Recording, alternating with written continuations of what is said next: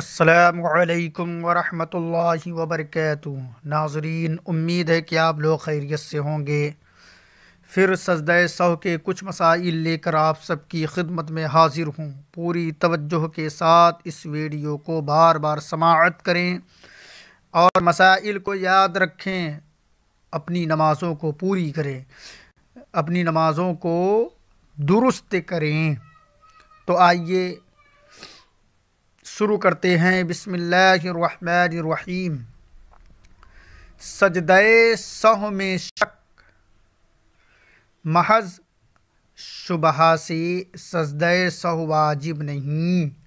مسئلہ دیکھیں، اگر کسی کو نماز کے کسی واجب کے چھوٹ جانے کا شک ہوا تو اس شک کی وجہ سے سجدہ سہو واجب نہیں ہوگا۔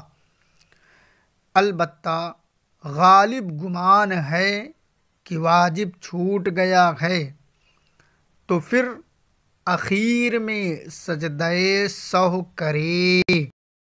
سجدہ سہو میں شک ہوا۔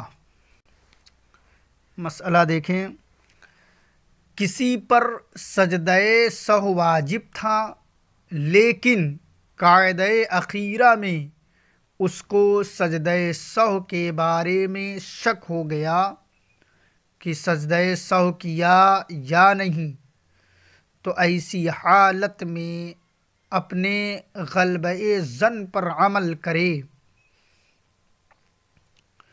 اگر غالب گمان یہ ہے کہ سجدہ سہو کر لیا ہے تو نماز پوری کرے، سجدہ سہو کی ضرورت نہیں۔ اور اگر غالب گمان یہ ہے کہ سجدہ سہو نہیں کیا تو سجدہ سہو کرے، اور اگر کرنے نہ کرنے میں دونوں طرف رجحان برابر ہے تو اس صورت میں بھی سجدہ سہو کرے۔ آگے دیکھیں، شک کی وجہ سے سجدہ سہو کیا تو کیا حکم ہے۔ مسئلہ دیکھیں، کسی پر سجدہ سہو واجب نہیں تھا، خواہ مخواہ اسے سجدہ سہو واجب ہونے کا شک ہو گیا اور اسی شک کی وجہ سے اس نے سجدہ سہو کر لیا تو فتویٰ اس قول پر ہے کہ اس کی نماز ہو گئی۔ مسئلہ دیکھیں، سجدہ سہو میں سہو ہو گیا تو کیا حکم ہے۔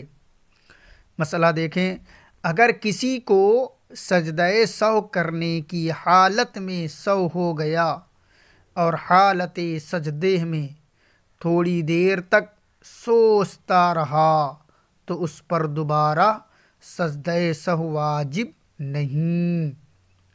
آگے دیکھیں، سجدہ سہو واجب نہیں تھا، بھول کر لیا تو کیا حکم ہے۔ مسئلہ دیکھیں، کسی امام کو سہو نہیں ہوا تھا مگر بھول کر اس نے سجدہ سہو کر لیا تو امام اور ان مقتدیوں کی نماز ہو گئی جو شروع سے امام کے ساتھ رہے یا سجدہ سہو کے سلام پھیرنے سے پہلے شریک ہوئے، مگر ان لوگوں کی نماز نہیں ہوگی جو سجدہ سہو کا سلام پھیرنے کے بعد امام کے ساتھ نماز میں شریک ہوئے، خواہ یہ شرکت سجدے میں ہو یا اس کے بعد قاعدے میں ہو، بہر صورت ان کو